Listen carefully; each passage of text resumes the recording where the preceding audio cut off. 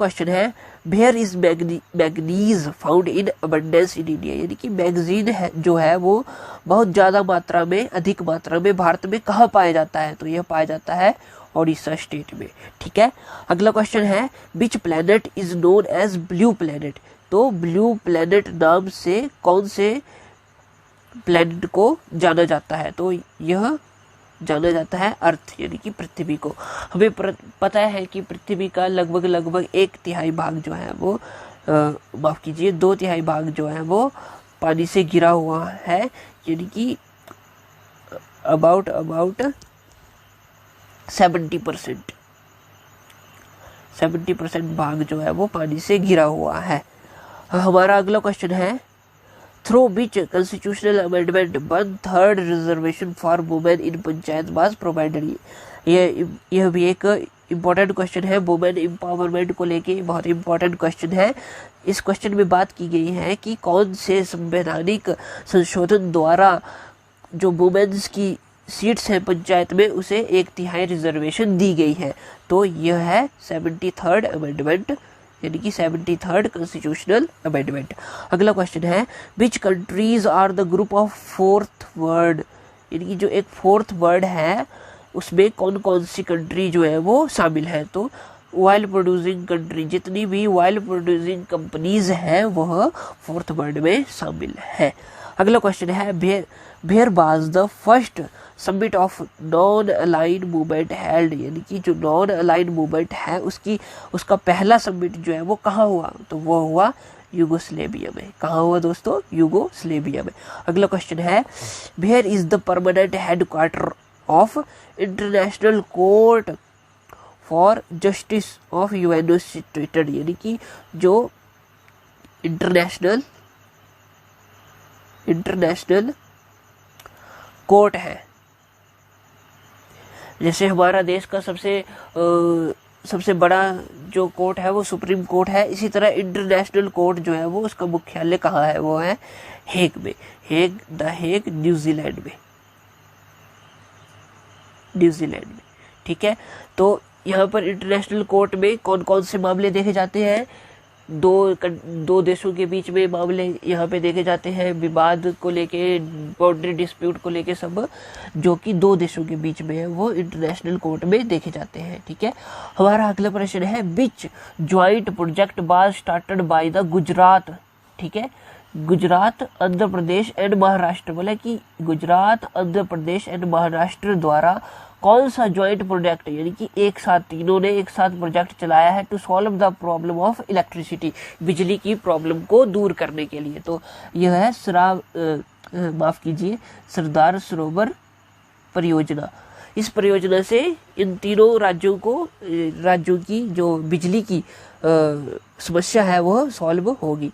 हमारा अगला प्रश्न है, in how many days does the moon complete 1 round around the earth, यानी कि अर्थ के चक्कर को पूरा करने के लिए जो चंद्रमा है वह कितना समय लगाता है, तो इसका आंसर है 27 दिन। ठीक है, हमारा अगला क्वेश्चन है, the boundary line between India and Pakistan is called red Cliff line. दोस्तों इंपॉर्टेंट क्वेश्चन है, ये आपने याद रखना है, और रेड क्लिफ लाइन ही भारत और बांग्लादेश के बीच में भी यही लाइन है। ठीक है, क्योंकि आपको पता है कि बांग्लादेश जो था वो पहले पूर्वी पाकिस्तान हुआ करता था, और उसके बाद जब 1971 में बांग्लादेश आज़ाद हुआ था पाकिस्तान से, तो तब से पूरे पाकिस्तान को एक ही लाइन बनाई गई थी, और उसके बाद अब बांग्लादेश अलग हो गया तो वही लाइन अब भी यूज होती है। अगला क्वेश्चन है, which planet is known as earth twin, यानी कि अर्थ पृथ्वी की बहन किस ग्रह को कहा जाता है, तो यह कहा जाता है वीनस को, यानी कि शुक्र ग्रह को। ठीक है, याद रखना है, क्वेश्चन बहुत इंपॉर्टेंट क्वेश्चन है, ये भी बार बार रिपीट होता है। हमारा अगला क्वेश्चन है, what are the remains of plants and animals in the layer of earth crust called, यानी कि जो प्लांट एंड एनिमल है मर जाते हैं और जमीन में दब जाते हैं तो उनकी एक लेयर बन जाती है, तो उस लेयर को हम क्या कहते हैं, तो उसको कहते हैं फॉसिल्स। ठीक है दोस्तों, ये जो फॉसिल्स होते हैं ये हजारों लाखों साल जमीन में दबकर प्रेशर और टेम्परेचर से एक रूप ले लेते हैं, जिसे हम आज ऑयल के रूप में, क्रूड ऑयल के रूप में यूज करते हैं। और यह हमारा एक बहुत ही बड़ा साधन है जिसे पेट्रोल, डीजल और अन्य प्रकार के ऑयल्स भी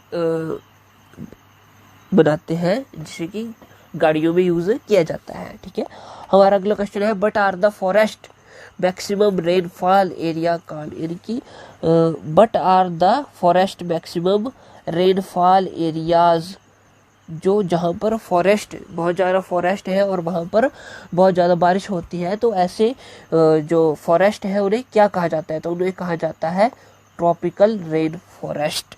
ठीक है, अगला क्वेश्चन है who popularised Saivism in South India, यानी कि सिबिज्म यानी कि शिव भक्ति को साउथ इंडिया में किसने पॉपुलर किया, तो इसका आंसर है नारायण नैनर्स। ठीक है, अगला क्वेश्चन है who was the political adviser of Mahatma Gandhi, Mahatma Gandhi के जो राजनीतिक सलाहकार थे या हम कह सकते हैं कि राजनीतिक गुरु थे, वो कौन थे, तो वो थे गोपाल कृष्ण गोखले। ठीक है, अगला क्वेश्चन है हु सेड दीज वर्ड्स, यानी कि यह शब्द किसने कहे, तो शब्द है Hindu and Muslim are the two eyes of a beautiful bride, मतलब कि हिंदू और मुस्लिम्स एक ब्यूटीफुल यानी कि सुंदर ब्राइड दुल्हन, हिंदू और मुस्लिम एक सुंदर दुल्हन की दो आंखें हैं, तो ये कहा था सर सैयद अहमद खान जी ने। किसने कहा था, सर सैयद अहमद खान जी ने। ठीक है, हमारा अगला क्वेश्चन है when was independent Pakistan resolution passed, तो जो स्वतंत्र पाकिस्तान का जो प्रस्ताव था वो कब पास किया गया, तो यह किया गया 23 मार्च 1940 को। अगला क्वेश्चन है हु रोट किताब उल हिंद, बहुत इंपॉर्टेंट क्वेश्चन है, कई बार रिपीट हो चुका है। स्टेट से लेकर सेंटर के एग्जाम तक एचपीएसएससी से लेके जो सेंटर का एसएससी होता है, एसएससी सीएचएसएल या सीजीएल, उसमें बहुत बार यह क्वेश्चन है जो वो रिपीट हो चुका है, यहाँ तक कि दिल्ली पुलिस में भी यह क्वेश्चन रिपीट हो चुका है, तो इसका आंसर है अलबरूनी। दोस्तों आपने ध्यान रखना है, यह भी एक एवरग्रीन प्रश्न है, कभी भी पूछा जा सकता है।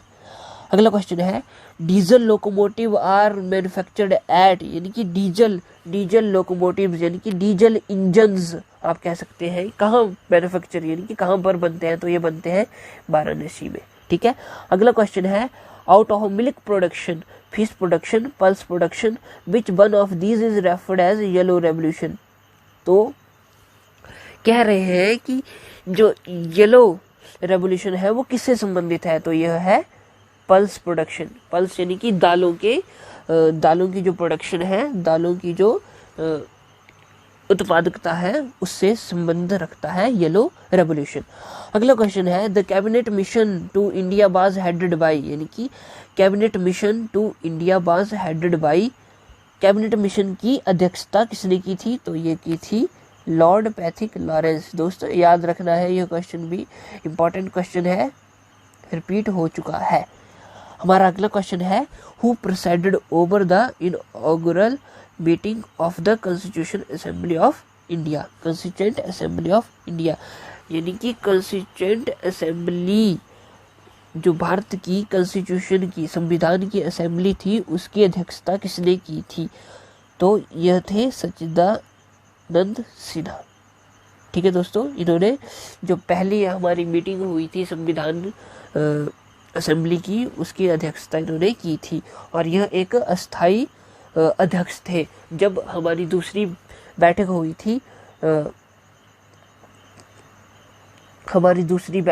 थी तब परमानेंट अध्यक्ष किसे चुना गया था, डॉक्टर राजेंद्र प्रसाद जी को परमानेंट अध्यक्ष चुना गया था। ठीक है, हमारा अगला क्वेश्चन है where is Bandipur national park situated? यह भी बहुत ही इम्पोर्टेंट क्वेश्चन है और यह भी रिपीटेड क्वेश्चन है। दोस्तों यह क्वेश्चन कई बार रिपीट हो चुका है। इसका आंसर होगा कर्नाटक, यानी कि बंदीपुर नेशनल पार्क कहाँ सिचुएटेड है? यह है कर्नाटक में। जो आर्मी का एग्जाम हुआ था उसमें यह क्वेश्चन डायरेक्ट आया हुआ था। ठीक है, हमारा अगला क्वेश्चन है demand of Swaraj was first made by, यानी कि जो स्वराज की डिमांड थी, स्वराज की जो मांग थी वो सबसे पहले किसके द्वारा की गई? वह की गई हमारे दादा भाई नौरोजी जी, जिन्हें हम ग्रैंड ओल्ड मैन भी कहते हैं। ठीक है दोस्तों, हमारा अगला क्वेश्चन है